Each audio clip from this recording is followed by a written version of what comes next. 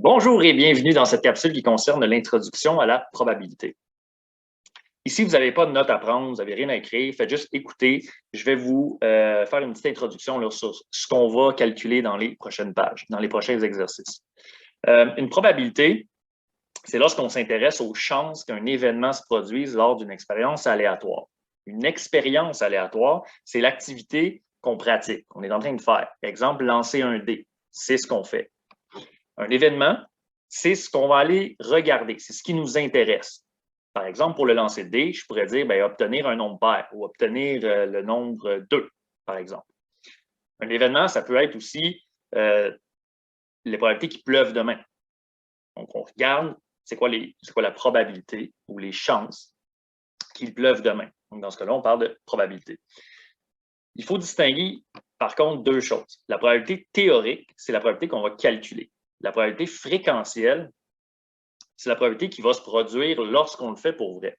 Par exemple, si on lance un dé, les chances théoriques d'avoir chacun des nombres, c'est une chance sur 6. Le dé a 6 faces. Vous en avez déjà eu un dans les mains, j'en suis convaincu.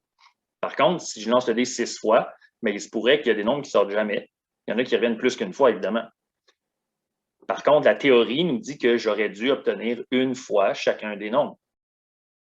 Pour illustrer le propos, on va vous faire une petite simulation à l'aide d'un fichier Excel qui va simuler des lancers de dés. Et je vous partage mon écran à l'instant. Alors, voici ce que vous avez à l'écran à gauche.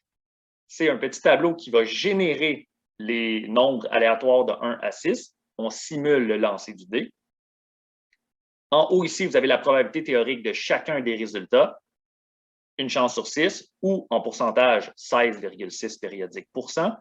Et en dessous, vous avez un petit tableau qui va nous donner les probabilités fréquentielles. Donc, c'est ce qui va se produire lorsqu'on va simuler. Vous avez les résultats de 1 à 6, la fréquence, le nombre de fois que ces résultats-là vont apparaître et on transforme tout ça en pourcentage.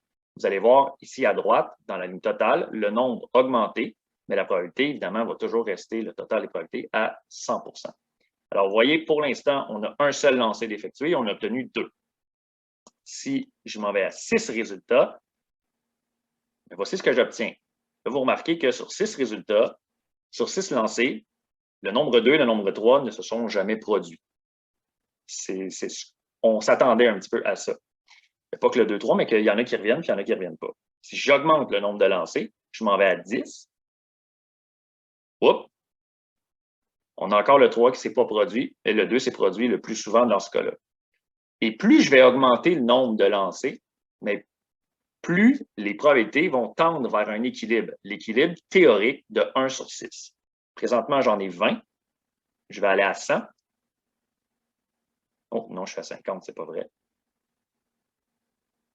Je vais aller à 100. Et plus je vais en faire, plus je vais tendre vers la théorie. Là, on va descendre, on va aller à 100 et on va descendre ici vraiment loin pour en obtenir 450. Et là, vous voyez que ça a tendance à s'équilibrer. Les probabilités ici tendent vers la probabilité théorique de 16,6 périodique %. Je pourrais continuer encore. Je reprends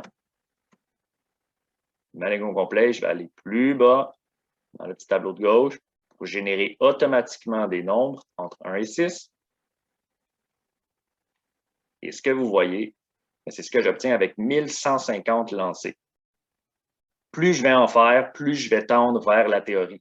Mais pour me rendre là, il faudrait que j'en fasse un très grand nombre de fois, des millions, des milliards. Présentement, j'en ai 1150 et il y a des petites différences. C'est ce qu'on appelle une probabilité fréquentielle. Nous, on va s'intéresser majoritairement à la probabilité théorique. Donc, dans les prochaines capsules, les prochains exercices, on va les calculer, ces probabilités-là. Voilà, c'est ce qui complète cette capsule. On se revoit dans la prochaine.